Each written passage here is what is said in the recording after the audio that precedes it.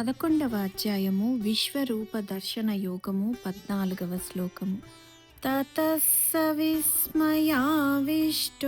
హృష్టరోమా ధనంజయః ప్రణమ్య శిరసా దేవం కృతాంజలిరభాషత. తాత్పర్యము: అప్పుడు పరమాశ్చర్యమునకు లోనయ్యి రోమములు నిక్కబొరుచుకున్నవాడై అర్జునుడు చేతులు జోడించి తల వంచి నమస్కరిస్తూ భగవంతుని ఈ విధంగా స్తుతించాడు. ఆ యొక్క మహాద్భుతమును చూసిన అర్జునుడు విస్మయమును మరియు గాఢమైన పూజ్యభావమునకు లోనయ్యాడు.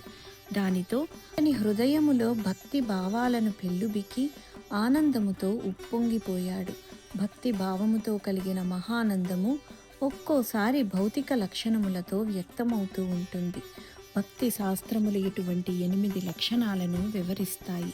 వాటిని అష్టసాత్విక భావములు అంటారు.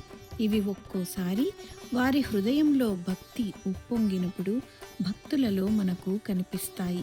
వాటిలో స్తబ్దుడైపోవటము, చెమటలు పట్టటము, గుగుర్పాటు, గొంతు బొంగురు పోవటము, వణుకు, పేలగా మారటము, కన్నీరు కారటము, మూర్ఛపోవటము, ఈ శారీరక లక్షణముల ద్వారా ఒక్కోసారి హృదయములోని గాఢమైన ప్రేమ కొన్నిసార్లు బయటకు వ్యక్తమవుతుంది.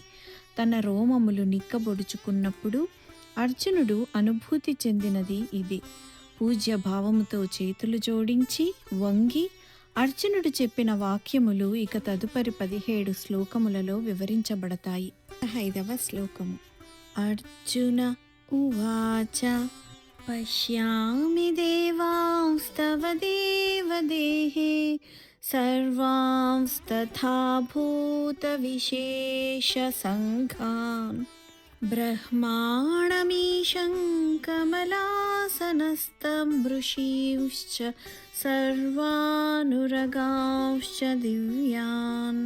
తాత్పర్యము: అర్జునుడు ఇలా చెప్పెను: ఓ శ్రీకృష్ణ, నీ దేహము యందు నేను సకల దేవతలను, ఎన్నెన్నో ప్రాణి కోటి సమూహములను దర్శిస్తున్నాను. కమలము యందు కూర్చొని ఉన్న బ్రహ్మదేవుడిని, శివుడిని, అందరి ఋషులను మరియు దివ్య సర్పములను చూస్తున్నాను.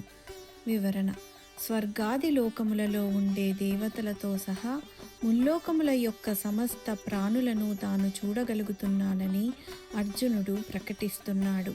కమలాసనస్థం అన్న పదం బ్రహ్మదేవుడికి వర్తిస్తుంది. ఆయన బ్రహ్మాండము యొక్క కమలము మధ్యలో కూర్చుని ఉంటాడు. శంకర భగవానుడు, విశ్వామిత్రుడు మొదలగు ఋషులు మరియు వాసుకి వంటి సర్పములు అన్నీ కూడా ఆ యొక్క విశ్వరూపంలో కనిపించాయి.